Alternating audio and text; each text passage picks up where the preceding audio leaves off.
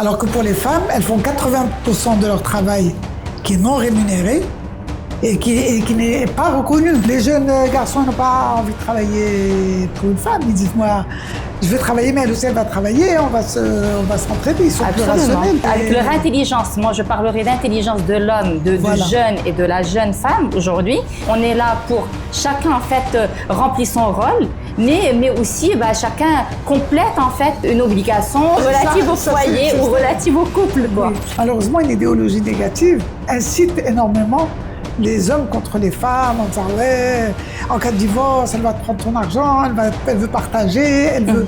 Mais juste pour te dire qu'un couple, ça reste deux personnes. Oui. Parce que les deux ont besoin d'épanouissement. L'homme, il est obligé d'être riche. Avant de se marier, il faut qu'il puisse. On revient à quelque chose qui n'est pas vrai. Qui n'est pas vrai. Mais pourquoi ce n'est pas vrai? Il faut l'analyser. Oui, tout à fait. Parce que c'est pour ça que je dis le patriarcat, il est toxique pour les hommes et pour les femmes.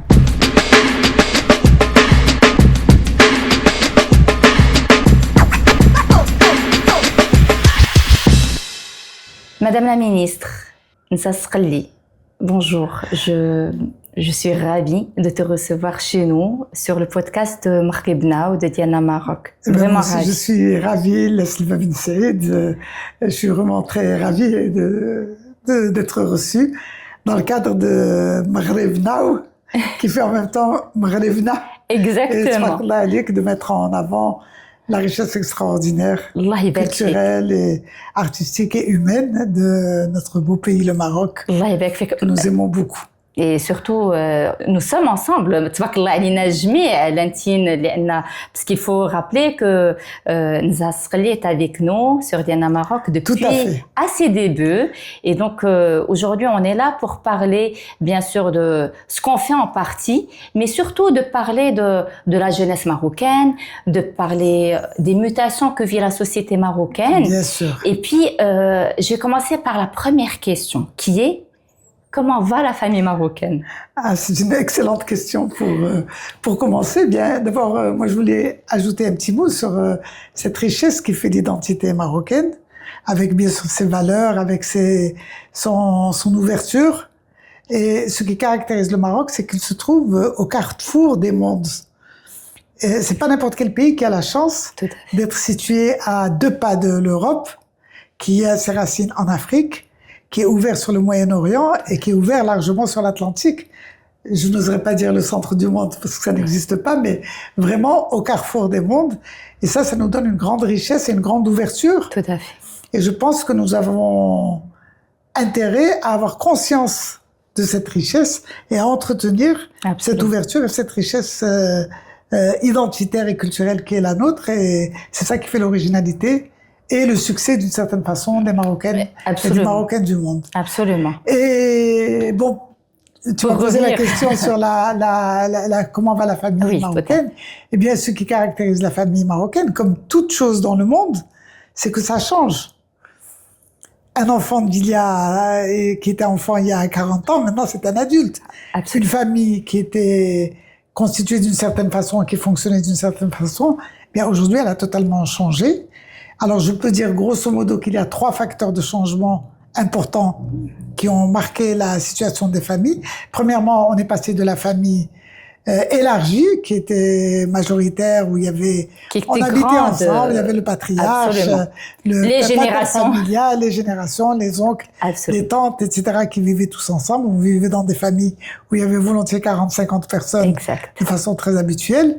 Aujourd'hui, nous sommes dans des familles majoritairement nucléaires, où il y a essentiellement le père, la mère et les enfants, mais dans lequel il peut y avoir des grands-parents qui vivent, ou aussi il peut y avoir de nombreuses situations dans lesquelles soit il y a des femmes veuves, des femmes divorcées, enfin des femmes en situation particulière. Et c'est ce qui fait la pluralité aussi des familles marocaines. La pluralité. Donc il faut toujours quand même avoir à l'esprit que la famille, bien sûr, on en rêve comme un lieu de sécurité, de solidarité, d'amour, d'inclusion aussi. D'inclusion et de solidarité. Bon, c'est comme ça qu'on rêve nos familles.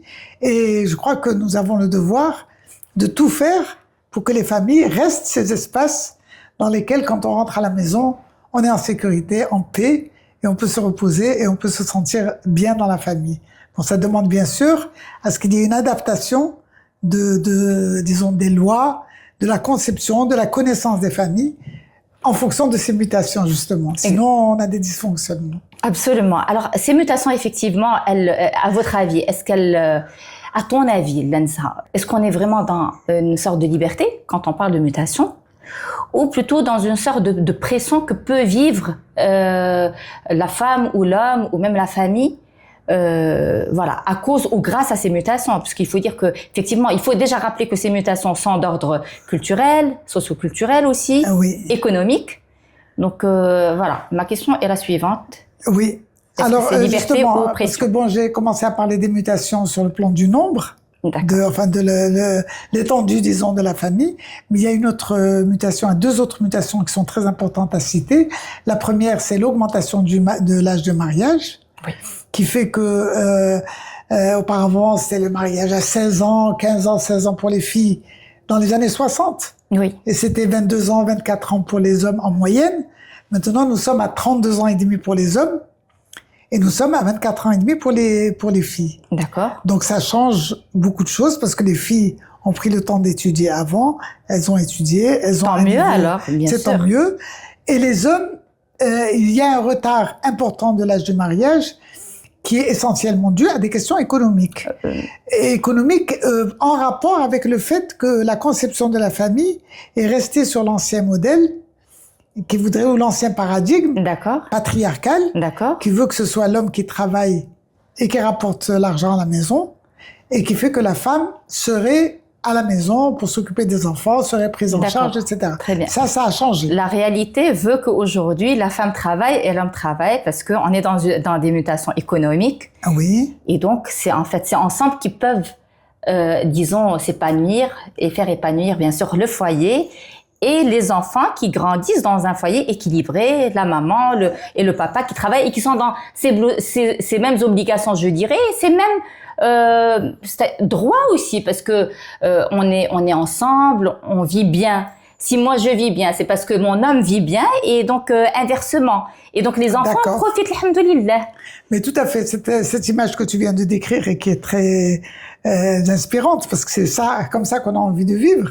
On a envie de vivre dans une famille où la femme travaille, l'homme travaille, on s'entraide pour les frais de la maison, on s'entraide aussi pour les travaux ménagers, parce que la femme, si évidemment, elle peut pas faire la double journée de travail, travailler dehors, travailler dedans, et que tous ensemble, on soit orientés vers le bien-être des enfants, l'éducation des enfants. Et ça, pour moi, c'est la famille idéale. Et grâce à Dieu, il y a un grand nombre de jeunes aujourd'hui, qui sont, de moins jeunes même, qui vivent avec cet esprit de coopérer, etc., pour que la famille soit heureuse et réussie.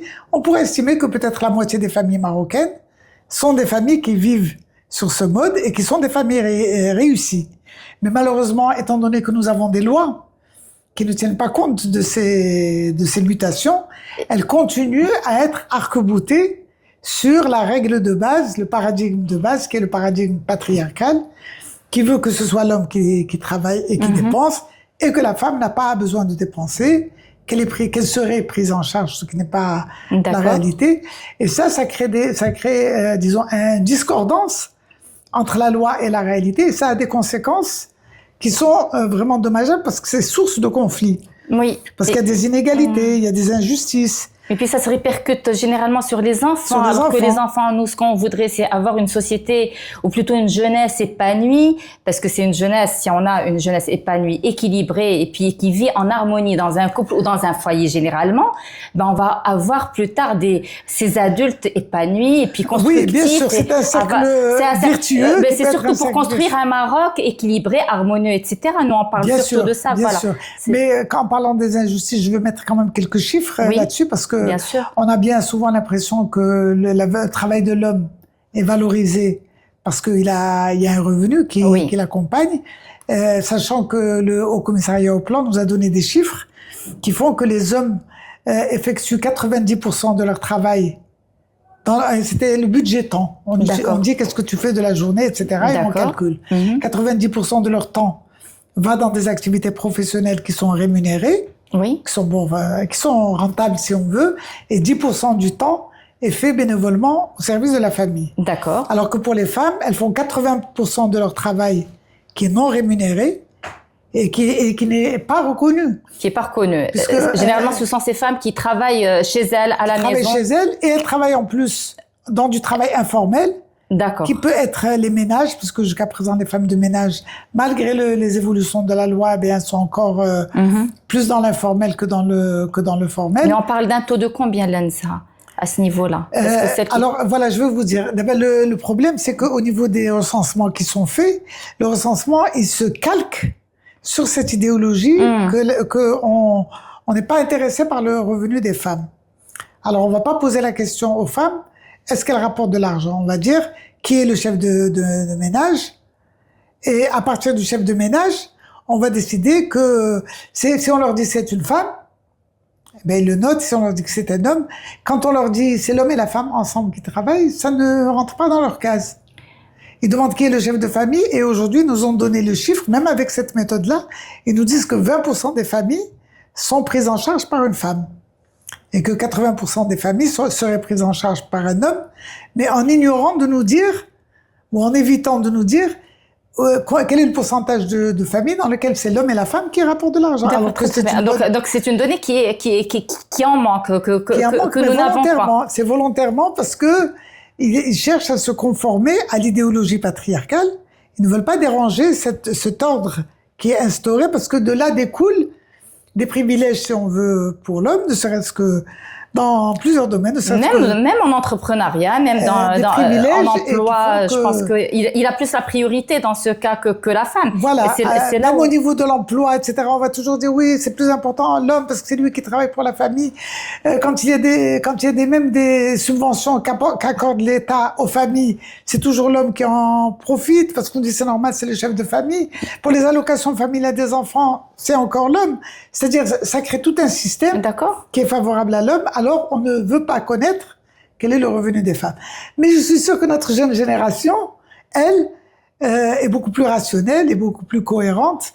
Et les règles qu'elle s'instaure elle-même pour vivre sont des règles qui ne sont pas dans cet esprit-là. Parce que les jeunes garçons n'ont pas envie de travailler pour une femme. Ils disent, moi, je vais travailler, mais elle aussi, elle va travailler, on va s'entraider. Ils sont plus rationnels. Absolument. Et ça me donnait beaucoup d'espoir. Mais clairement.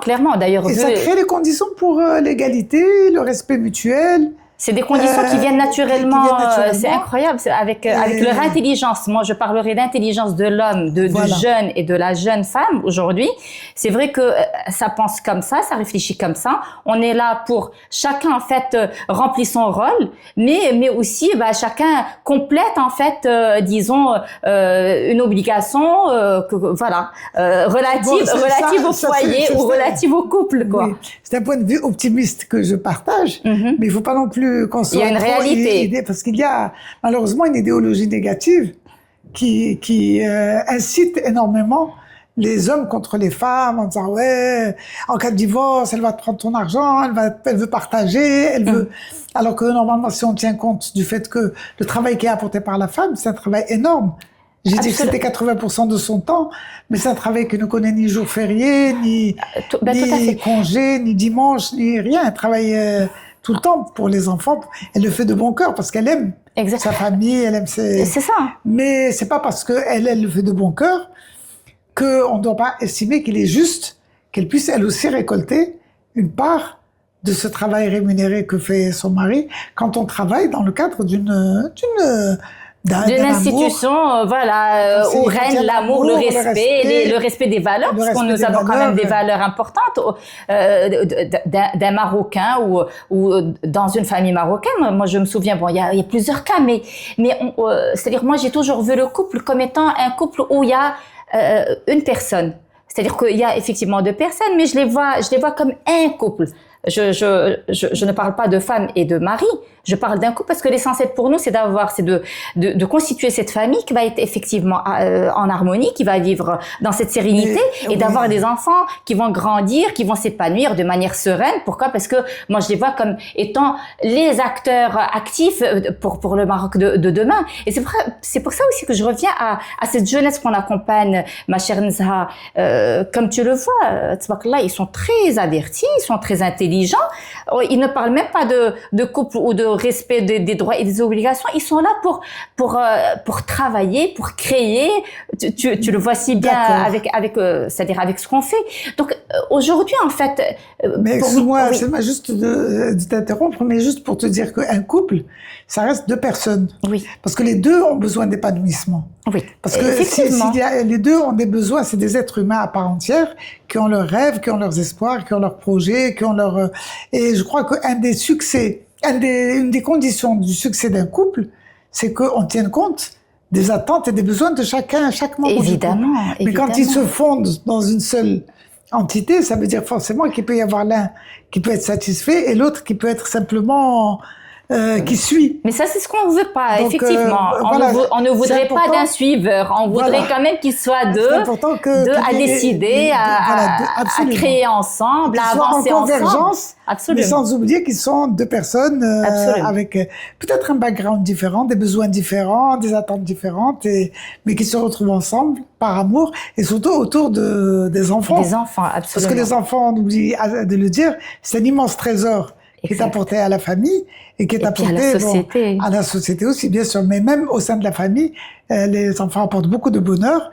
Et c'est la femme qui a le privilège, peut-être, de mettre au monde ses enfants, de les allaiter, de leur porter un amour extraordinaire. Et je crois que les hommes marocains aussi doivent avoir conscience de cet apport des femmes, puisque cet enfant qu'elle va mettre au monde, il va porter le nom du mari. Oui. Et il va perpétuer le nom. C'est inestimable. Alors que nous, les femmes qui mettons au monde des enfants, on n'a pas cette chance d'avoir notre nom qui est perpétué, même si c'est le nom de notre père et pas de notre mère, mais on n'a pas la chance d'avoir notre nom qui est perpétué. Mais qui plus est, toute la tutelle légale sur cet enfant est exclusivité de l'homme.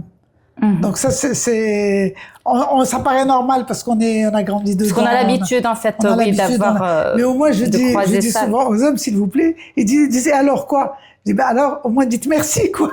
C'est-à-dire manifester une reconnaissance. Il y a une reconnaissance qui doit être exprimée même régulièrement, tout le temps, absolument. Bon, on parle d'une petite fleur et on parle mais au-delà de la petite fleur ou de l'attention qu'on peut porter, c'est aussi cet amour, le respect, en fait, ce respect, cette reconnaissance des besoins de cette femme, qui elle aussi a besoin de s'épanouir en tant que personne et se sentir vraiment à égalité avec son conjoint, quoi. Absolument. Alors, si on revient, bien sûr, on a parlé de mutation, on a parlé, de ces données qui sont relatives bien sûr, à tout ce qui est aspect économique, culturel, et puis on a parlé aussi de ce taux, en fait, de natalité, ou plutôt des divorces, de la situation dans laquelle aujourd'hui le couple croise sur son chemin. Donc, il y a la femme aujourd'hui qui se marie un peu plus, c'est-à-dire en retard, je dirais. Nous avons... Mais c'est surtout les hommes qui se marient en retard seulement. Ils ont 32 ans et demi d'âge de mariage. 32 ans et demi. Les filles, en moyenne, 24 ans et demi. Mais ce qu'on vit aujourd'hui, ça va au-delà de 24 ans et demi. C'est la moyenne. C'est la moyenne. Mais par contre, il y a 10% des hommes qui arrivent à 50 ans sans être mariés et il y a 13% des femmes qui arrivent à 50 ans sans être mariées. Mais c'est à cause de quoi? On revient encore à la cause et au pourquoi de la chose. On revient au fait que les gens ne veulent pas rentrer dans un contrat où les règles ne sont pas claires. D'accord. Les règles ne sont pas claires et chacun a peur. Chacun a peur. Les hommes, étant donné les rôles qu'on leur attribue, je caricature un petit peu les rôles. On leur dit, l'homme, c'est lui qui doit travailler, la femme, elle, doit s'occuper des enfants, etc. Donc après, on commence à dire à la femme, toi, t'as pas besoin de travailler puisque c'est le mari qui va, même si ça recule. Les femmes pensent de moins en moins qu'un homme va travailler pour elles. Mais malgré tout, cette idée existe. Mais Naho, c'est l'homme qui doit fournir l'argent. Donc l'homme, il est obligé d'être riche. Et avant de se marier, il faut qu'il puisse assumer. Subvenir à sa femme et à son foyer, d'abord. Étant donné le fait que le premier travail en général, rapporte une somme très modeste, disons, qui lui permet pas d'assumer. En plus, il y a le chômage. Absolument. Qui fait que pour se marier, il faut avoir les moyens. Et d'ailleurs, comme on l'a dit tout à l'heure, la société dit souvent, il y a plein de femmes, les femmes, il y en a plein, elles sont disponibles, il y en a plein. Mais les hommes, ils sont très rares. Alors que statistiquement, c'est exactement le même nombre d'hommes, Que de femmes, exactement. Donc quoi, on revient à quelque chose qui n'est pas vrai, quoi. Qui n'est pas vrai. Mais pourquoi ce n'est pas vrai? Il faut l'analyser. Oui, tout à fait. Parce que c'est pour ça que je dis le patriarcat, il est toxique pour les hommes et pour les femmes. Il est toxique pour les femmes parce que il fait un homme qui est dominateur et qui doit avoir la suprématie, etc. Mais pour les hommes, il ne reconnaît que les hommes qui sont forts et qui ont de l'argent. Mais les hommes au chômage, ça se dira couramment dans la société. C'est pas un homme, Marc Demsch. Il n'a pas de moyens, donc c'est pas un homme. Ou bien une personne en situation de handicap. On va dire, ah, mais celui-là, il est handicapé. C'est-à-dire, on va considérer comme homme que celui qui est fort et puissant. Tout à fait. Donc ça veut dire que c'est très discriminatoire, même à l'égard des hommes. Et les hommes, ça les transforme en pourvoyeurs de fond, en quelque sorte. On ne va pas chercher, est-ce que l'homme, il est poète? Est-ce qu'il est sensible? Poète, artiste, etc. C'est qu'il n'a pas de travail. Malheureusement, réduit. De l'humour. Et tout ça, c'est tout à fait secondaire. Ce qu'on va lui demander, surtout, c'est d'avoir un portefeuille bien garni. Et puis, il y a un ensemble de proverbes. Alors, le proverbe qui dit que... les hommes n'ont pas de défaut. Leur seul défaut, c'est leur poche. C'est la poche. Ça veut dire, s'ils ont de l'argent, ils peuvent... Bon, il y a un proverbe qui dit ça aussi. S'ils ont de l'argent, ils peuvent être chauves. Avec mon respect pour les chauves, c'est pas moi qui le dis. Il peut être chauve, mais s'il a de l'argent, j'irai lui embrasser sa tête. D'accord. Donc, l'homme n'est valorisé que par son argent. Donc, l'homme, il est stéréotypé comme un portefeuille. Et la femme, la seule chose qu'on lui demande, c'est on lui demande pas d'être instruite, etc., etc. On lui demande de pouvoir procréer. D'être belle. Procréer, être belle et rester à la maison pour servir. Je dis ça dans la société, dans la culture sociétale. Je parle pas de la réalité. Les choses ont changé, non? Les choses ont changé, bien sûr. Mais malgré tout, il reste ce fond de considérer que les femmes sont disponibles, il y en a plein, et que celles qui ne sont pas mariées, les pauvres, c'est parce qu'elles n'ont trouvé personne. C'est pas ça. Ou parce qu'elles travaillent, ou parce qu'elles sont engagées dans l'entrepreneuriat. Les femmes aujourd'hui ne veulent plus se marier. Beaucoup de femmes ne veulent plus se Mhm. marier parce qu'elles n'ont pas confiance dans le mariage. Elles disent, voient leur copine qui s'est mariée, qui se retrouve divorcée, avec 2 gosses, avec des choses, etc. Est-ce qu'elle ne se marie pas parce que par ordre de priorité, peut-être parce qu'aujourd'hui, la femme, ce qu'elle veut aujourd'hui, c'est d'étudier, de travailler, d'avoir quand même une certaine position, de faire un parcours exemplaire. Aujourd'hui, on rêve de plus en plus de ça. Il y a l'ambition professionnelle qui est née maintenant chez les femmes, ou alhamdoulilah, parce qu'elles brillent dans de nombreux domaines scientifiques, artistiques, tout à fait, des ingénierie, affaires, entrepreneuriat, dans tous les domaines, l'aéronautique aujourd'hui, dans le sportif, dans le domaine sportif, aussi, tout à fait, littéraire, enfin dans tous les domaines, on trouve des femmes extraordinaires qui brillent, pas seulement au Maroc, mais qui brillent au Maroc et dans le monde. Donc ça, c'est une grande fierté. Des Marocains qui brillent ici et bien sûr ici même et à l'étranger. Tous les jours, on en voit qui font des exploits scientifiques, artistiques ou autres partout dans le monde. Donc elles ont des besoins, elles ont envie de s'épanouir. Et le Maroc a besoin de ces femmes-là aussi. Il a besoin de ces femmes-là, mais pour trouver un homme qui accepte de voir sa femme s'épanouir, etc., et qui soit pas égocentrique pour dire la femme, elle doit être là pour m'aider moi à réussir. D'accord. Donc elle doit, parce que dans le schéma traditionnel, la femme, elle est là elle est dans l'ombre. Et on dira derrière tout grand homme, il y a une femme. D'accord. Ça veut dire que la femme est extraordinaire aussi. Qui fait l'arrière-boutique, pour que lui, qui fait comment on appelle ça, Mais la réalité veut il faut qu'on le comprenne, c'est que derrière un homme, c'est une femme extraordinaire qui rend son homme extraordinaire. On veut pas que la femme soit derrière, pas plus que l'homme. On veut que la femme et l'homme, tous les deux, soient devant, qu'ils soient au devant de la scène tous les deux. Et qu'ils s'entraident. Et moi, je dis, pour qu'un couple soit réussi, il faut qu'on soit gagnant-gagnant. Ça veut dire le couple, il faut qu'il permette à la femme de s'épanouir et de profiter de la vie, et à l'homme de s'épanouir et de profiter de la vie. Très bien. Oui. Sinon, anthropologiquement, avant, les femmes, elles se mariaient parce qu'il fallait vivre. C'était l'homme qui allait les faire vivre. Il fut un temps, ça fait très loin, quoi. Anthropologiquement, je dis, ça veut dire. Ça fait très loin, tout à fait. Donc, avant, le mariage d'amour n'existait pas. On se mariait même en France, etc., au Moyen-Âge et tout. Il n'y avait pas de mariage d'amour. On se mariait pour procréer. Pour procréer, c'était le mariage d'arrangement, etc. Exact. Et puis pour vivre. Exact. Parce que la fille, elle était prise en charge par. Maintenant, ce n'est plus le cas. Maintenant, on n'a plus besoin de se marier pour vivre. On vit parce qu'on travaille. Ou bon, peu importe les trucs, mais essentiellement parce qu'on travaille, on se marie pour trouver du bonheur, pour construire, co-construire. C'est très agréable de vivre en couple quand on est dans le respect mutuel. Absolument. Et dans le Alors sur cette connotation qui est juste extraordinaire, moi j'ai envie de connaître et j'ai envie de partager ça avec nos auditeurs et avec bien sûr nos fidèles de Maghreb Now. Le secret de Nza Sqali, de ma chère amie Nza Sqali, parce que bon, je connais le couple, tabarakallah, Allah yahfadkoum.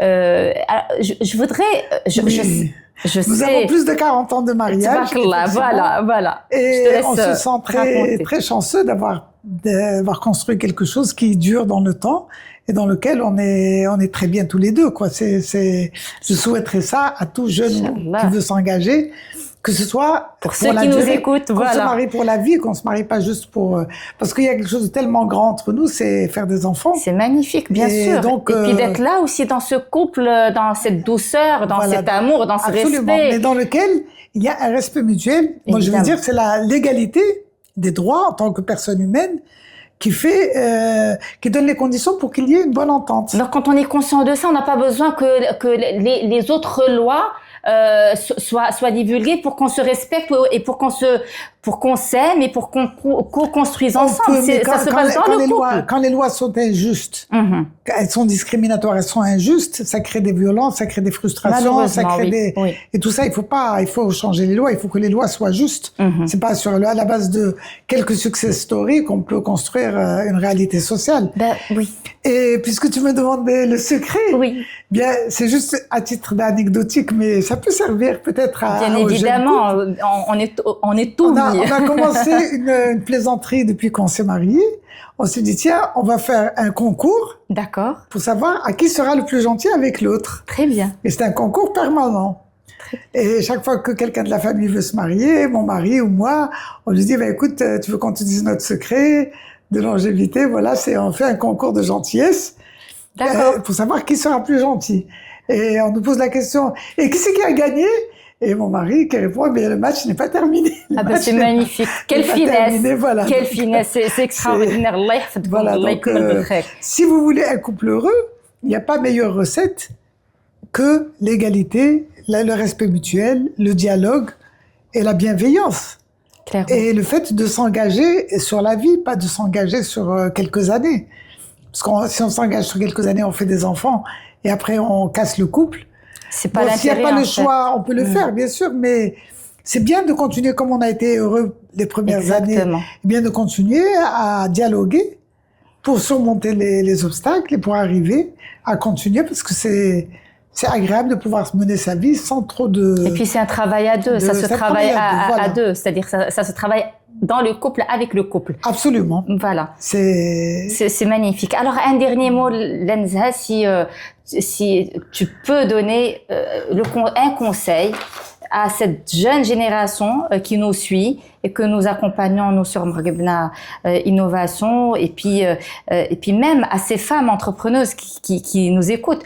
Je suppose aussi qu'il y a des hommes aussi fidèles à nos podcasts et puis à nos plateformes Maghrebna ou Diana Maroc. Quel serait le conseil à donner à cette communauté qui compose une famille marocaine?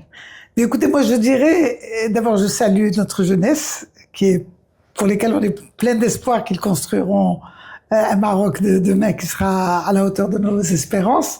Donc je salue les filles et les garçons de notre pays, du Maroc, qu'ils soient au Maroc ou qu'ils soient ailleurs, et je leur recommande de rester attachés aux valeurs de base qui sont les valeurs de notre société, mais qui sont les valeurs modernes aussi, qui sont la liberté, les libertés, parce que tout le monde aime les libertés. Et là, j'insiste pour dire les hommes et les femmes, les libertés pour les hommes et les femmes, l'égalité aussi pour les hommes et les femmes, et puis aussi la solidarité. Oui. La solidarité homme-femme. Et je leur recommande de réfléchir avec leur propre tête, de croire en eux-mêmes et de réfléchir avec leur tête et non pas avec ce qu'on leur dit. Parce qu'il y a beaucoup d'idéologies empoisonnées qui cherchent à monter la discorde et qui cherchent à inciter essentiellement les hommes contre les femmes et par ricochet aussi les femmes contre les hommes. C'est-à-dire à entretenir ce climat de compétition dont on n'a que faire pour créer une famille unie. On a plus besoin de respect mutuel, d'égalité et de confiance. Et de confiance. Pour construire une famille heureuse et un couple aussi, parce que il y a la phase où on a les enfants, puis après les enfants ils partent. Après il y a le couple qui reste. Le couple qui reste, et donc il faut avoir conscience que c'est sur toute une vie que ça peut se jouer. Clairement. Et je recommande aussi aux femmes de savoir qu'elles ont une vie, que les enfants, en général, elles disent, pour moi les enfants c'est tout. Oui. Et je le comprends parce que je sais ce que c'est avoir des enfants et je comprends tout à fait. Mais il faut se dire que les enfants passent chez vous au maximum 20 ans. Et après, ils partent et donc... Alors que vous avez une moyenne de vie de 80 ans. Donc ça fait 25% de votre temps où vous serez avec les enfants. Mais avant et après, vous avez plein de capacités, plein de choses à donner pour votre pays, pour votre famille, pour vos enfants. Et puis pour soi aussi. Et pour vous-même aussi. Donc, pour soi aussi. J'incite les femmes aussi à donner de l'importance à leur vie propre et non pas à se fondre dans l'intérêt de l'enfant. Quoique l'intérêt de l'enfant reste toujours prioritaire quand les enfants sont là. Quand ils deviennent adultes, ça devient le soi. Il faut les préparer aussi à être autonomes et soi-même se préparer à être autonome par rapport à leur relation avec leurs enfants. Merci beaucoup, Nza Sqli, pour ces mots, pour ce partage. C'était un plaisir. Allah يبارك فيك. À très bientôt, Inch'Allah. Merci beaucoup.